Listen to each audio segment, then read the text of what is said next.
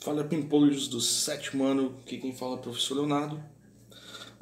Continuando com nossa atividade sobre expansão marítima, né? Hoje nós vamos ver os casos específicos de Portugal e Espanha, de França, Inglaterra e Holanda, certo?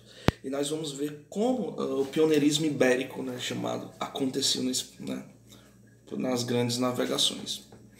No cenário europeu da expansão ultramarina, a Península Ibérica acabou se destacando. Vamos então entender os motivos desse protagonismo ibérico nesse processo. Em relação a Portugal do século XIV, foi marcado por um processo de instabilidade política, que chegou ao fim no final deste mesmo século com a consolidação da dinastia de Avis, a partir da Revolução de Avis.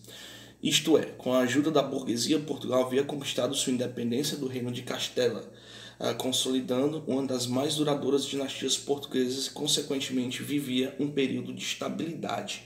E isso foi muito importante para Portugal. Eles foram um dos primeiros países a se consolidar enquanto país, se separando aí da Espanha, né, e tendo autonomia a partir do fortalecimento da burguesia. Okay? Essa estabilidade política, né, a partir da dinastia de Avis, não era só política. Economicamente, Portugal vivia um momento interessante.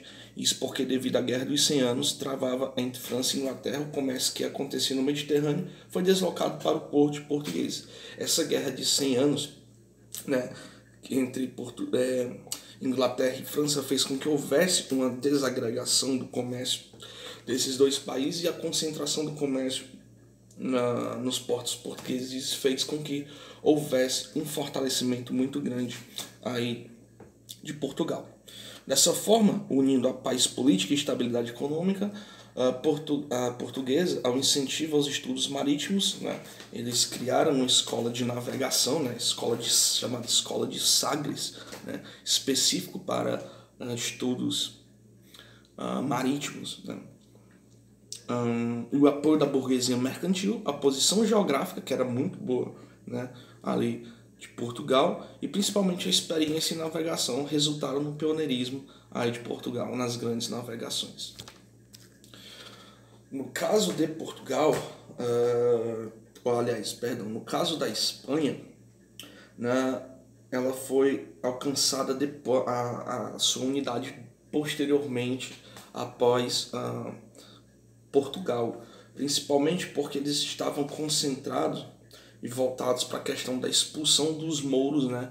Os mouros vindo ali da região árabe, que invadiram ali aquela região hispânica, e eles estavam, como é que eu posso dizer,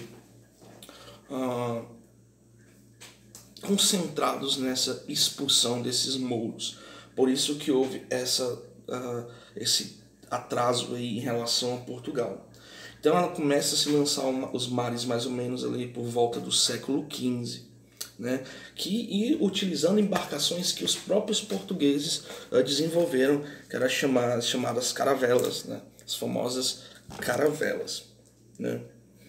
Devido ao pioneirismo dessas duas nações, se mostrou necessária a consolidação de um acordo para os territórios ultramarinos que porventura eles viriam a conquistar, que aí entra, né, o chamado Tratado de Tordesilhas, assinado em 1494, que estabelecia 370 léguas a oeste do arquipélago de Cabo Verde, na África. A parte oriental pertencia a Portugal e a parte ocidental pertencia à Espanha. Aqui na página 224 nós temos aí a figura desse Tratado de Tordesilhas, certo?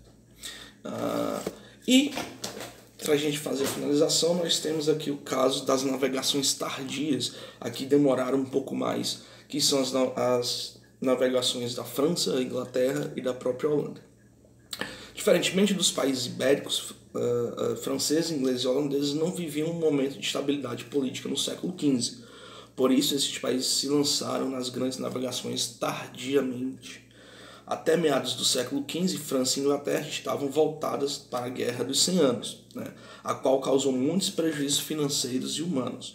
No final do conflito, a França ficou na recomposição de sua economia. Por outro lado, a Inglaterra entrou em uma nova disputa, dessa vez pelo trono inglês.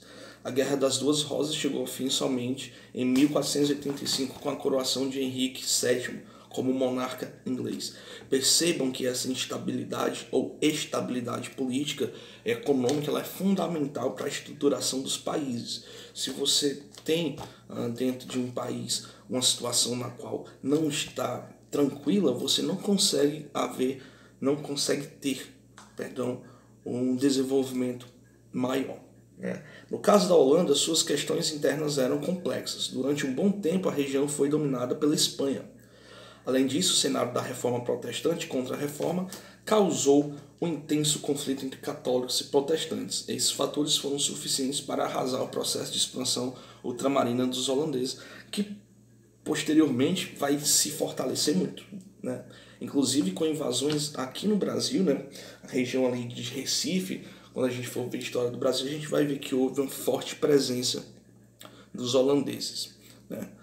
Os problemas das navegações tardias apareceram quando esses três países, a partir do século XVI, passaram a rejeitar o Tratado de Tordesilhas. Tal fato se refletiu em diversas invasões, né, aos territórios portugueses e espanhóis, que era uma questão básica. Poxa, esse Tratado de Tordesilhas aí, ele é um tratado que está entre Portugal e Espanha. Então, qual é a nossa parte nisso? Nós queremos também. E aí causou vários complexos. Ok? Então, pimpolhos, eu quero que vocês façam a atividade da página 226 até a página 230. Até a próxima. Valeu!